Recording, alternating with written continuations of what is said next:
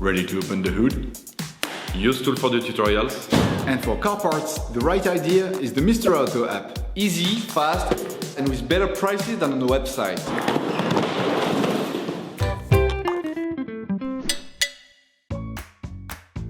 You will find the bulk inner and outer tie rods used in the video exclusively on the Mr. Auto website and through the link in the description.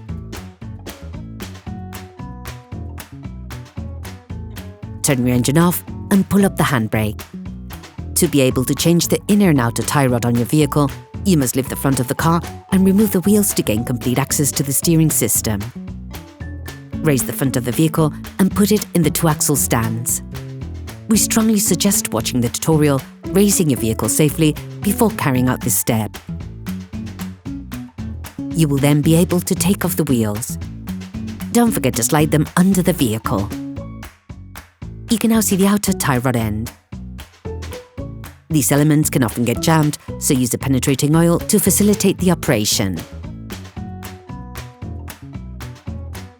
Using an adjustable spanner, you can release the lock nut on the tie rod. It is there to stop any form of rotation of the two pieces towards each other, as this could have an impact on the geometric settings of your vehicle. With a marker, trace a line between the axle joint and the tie rod end. It will help later during the disassembly and reassembly process. Now, using a 16mm spanner and a T30 Torx key, release the holding lock nut on the tie rod.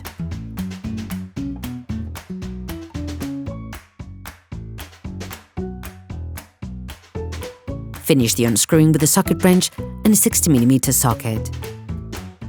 If you don't have a ball joint puller, take a hammer and hit the lock nut hard just at the end of the threading. The ball joint should move away from the pivot. Paying close attention to the point of reference, unscrew the tie rod end, counting the number of turns necessary to extract the tie rod end.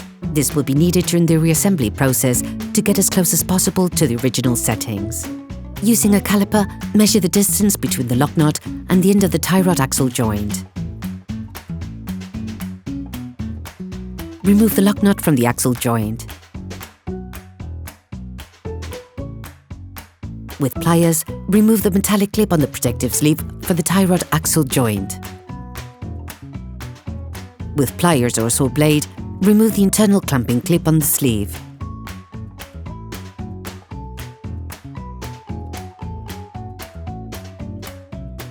With a cutter, cut the external part of the sleeve so that you can remove it. Remove the sleeve.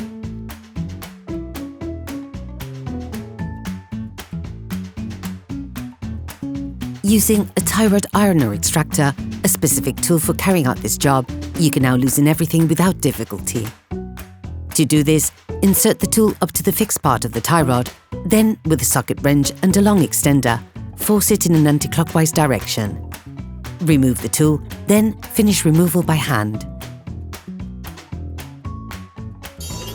Please support us, subscribe and like the video, that will be really cool. Take the new axle joint and unscrew the lock nut provided with it. Grease the threading on the new part, then put it in the steering cog housing. Still using the same tool or using an adjustable spanner, if the new part is fitted with prints, block the tie rod axle joint, but in a clockwise direction this time. It is vital to properly hold this element. Then remove the tool. Take the new sleeve. Grease the end, as it will make it easier to put the sleeve on.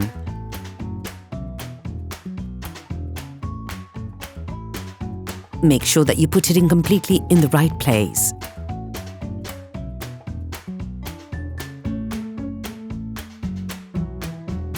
Put the internal clip back on. We recommend putting screw clips on, as access is really rather difficult when trying to use a specific tool. Tighten the ring, taking care not to force the movement or to cut the ring.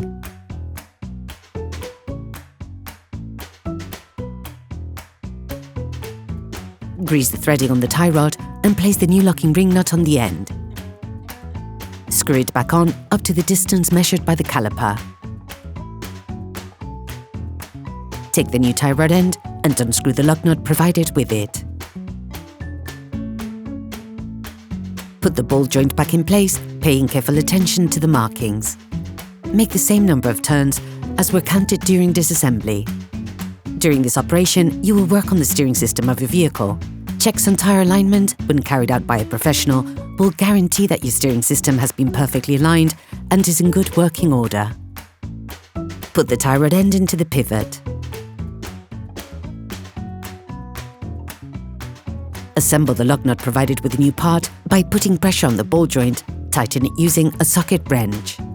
Firmly tighten.